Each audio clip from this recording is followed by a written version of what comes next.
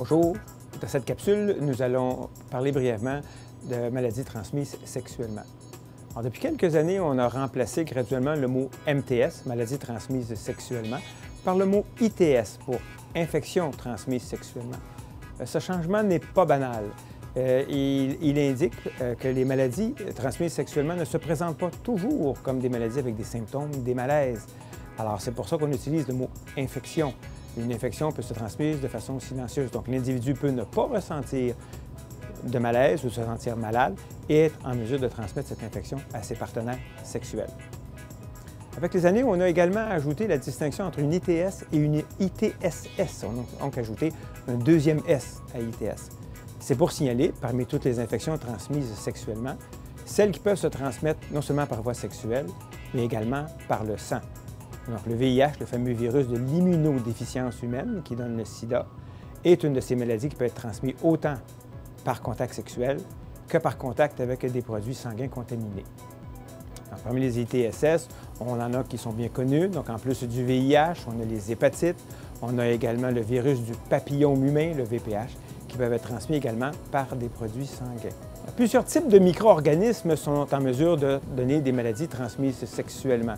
On a des virus. On vient de parler du VIH. Il y a également l'herpès qui peut être transmis par un virus. Les hépatites B et C sont transmises par des virus. Il y a également des bactéries, les plus connues, chlamydia, gonorrhée, syphilis. Il y a finalement des micro-organismes, des parasites de différentes variétés qui vont donner des MTS, cette fois-là, comme la gale, les morpions ou encore le trichomonas. Dans cette capsule, nous allons nous attarder brièvement sur deux des maladies transmises sexuellement les plus fréquentes, la chlamydia et la gonorrhée, donc deux maladies transmises par des bactéries.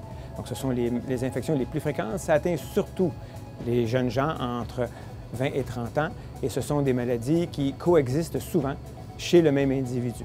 Alors, la chlamydia et la gonorrhée donnent généralement peu de symptômes, peuvent donner parfois des douleurs vaginales ou encore des douleurs au bout du pénis pendant les relations sexuelles, mais le plus souvent, elles sont totalement asymptomatiques.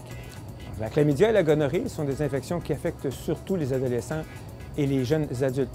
Généralement, il y a peu de symptômes, sinon des pertes vaginales chez la femme, des écoulements au niveau du pénis chez l'homme, mais vraiment des atteintes qui sont peu significatives et qui n'attirent pas toujours l'attention. La chlamydia et la gonorrhée se transmettent par contact sexuel, qu'il soit vaginal, oral ou anal. Il se transmet aussi par partage de jouets sexuels. La chlamydia peut entraîner la stérilité chez la femme. Elle peut entraîner également des problèmes lors des grossesses. Le plus souvent, ces infections vont entraîner des douleurs dans la région pelvienne. Alors, puisque les symptômes sont souvent absents chez les individus infectés, le diagnostic d'une infection à chlamydia ou gonorrhée reposera obligatoirement sur des analyses de laboratoire, donc à la recherche d'une des deux bactéries qui causent ces maladies. Alors, ces analyses peuvent être faites sur des échantillons prélevés, soit au niveau du vagin chez la femme ou encore au niveau de l'urètre, donc soit le bout du pénis chez l'homme, peuvent être encore effectués sur des échantillons d'urine. Pendant plusieurs années, on devait mettre les spécimens en culture pour être capable d'identifier les bactéries présentes ou responsables de l'infection. Avec les années, ces cultures-là, ces analyses qui étaient plutôt laborieuses, ont été remplacées par de nouvelles techniques de biologie moléculaire dans laquelle on va essayer de plutôt caractériser un bout du chromosome, donc un bout de l'ADN de chacune des bactéries. Alors, pour réaliser cette analyse, on va effectuer une expérience qu'on appelle un PCR. C'est un acronyme anglais pour Polymerase Chain Reaction, une technique extrêmement importante dans laquelle on sera capable d'amplifier un bout du chromosome de la bactérie en question des milliers de fois, de telle sorte qu'on va être capable de faciliter son identification.